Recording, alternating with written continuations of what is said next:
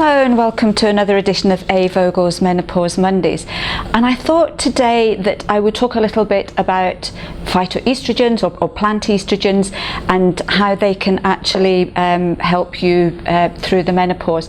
Now, plant estrogens are normally very gentle. They don't have the big clout and the potential side effects that HRT can give you, and very often all they're doing is just very gently helping to raise and balance your estrogen levels, and that will help to support you as you go through the menopause.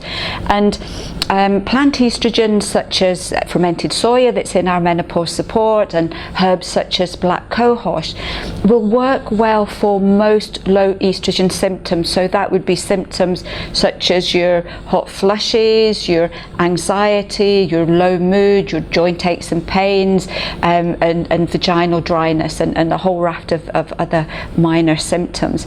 The great thing about these phytoestrogens as well is they do tend to work quite quickly. They can work within about 4 to 6 weeks, if not sooner, to just start to gently ease some of your symptoms.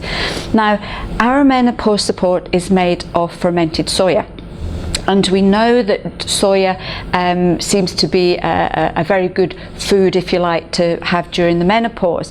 The problem is that we have lost a little bit in translation as to how good and what soya can actually do for us, and also what types of soya that we need to take. Now, in the Far East, it was noticed that a lot of women there didn't get menopause symptoms. They seemed to just sail through it, and it was sort of thought, if you like, that one of the reasons for this was the fact that they eat a lot of soya foods. And so what happened was that the scientists sort of said, right, you know, let's bring soya to the West and offer it to menopausal women.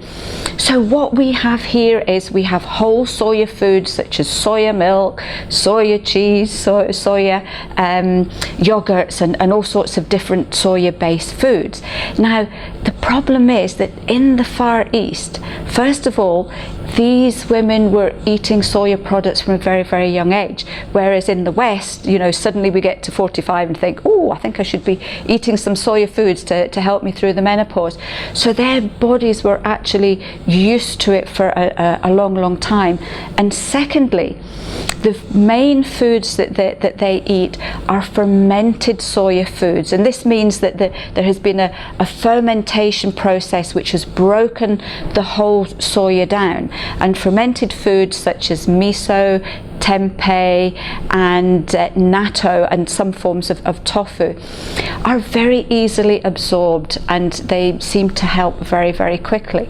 But unfortunately, in the West, we're actually encouraged to eat a lot of the whole soya foods. And for us, especially if you wait until your mid-40s to start eating the soya, our digestive systems just can't cope, and you can end up getting a lot of digestive discomfort. And you know, I mean, I've had some women, they're drinking a litre of soya milk a day and then wondering why they don't actually feel particularly well. So it's really important here that if you're going to use soya as part of your diet, that you actually use fermented soya foods and not the whole soya foods. Now, just one other little bit of interest for your information. A lot of the soya foods are quite highly processed, and your homework for today is, or at some point, is to Google how soya milk is made, and I am sure that you will get a really big surprise. So that's just something to look forward to.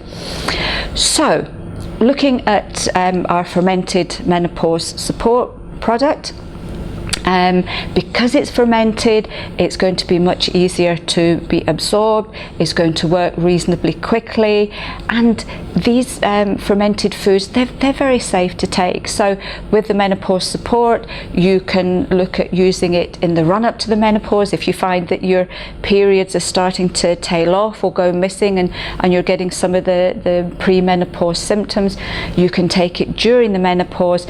And you can take it well after the menopause as well, just to keep your estrogen levels just elevated that little bit more. Now, just one word of warning though, it is an estrogen based. It acts, it's an estrogenic inside the body. So if you have had any hormonally induced cancers, if there is the likelihood of breast cancer in your family, then we do not advise that you self-medicate with any of these products or foods, and that you discuss it with your doctor or other healthcare professional. So I hope that's thrown a little bit of light on soya and how it can actually help you through the menopause, and I look forward to speaking to you next week for another edition of A. Vogel's Menopause Mondays.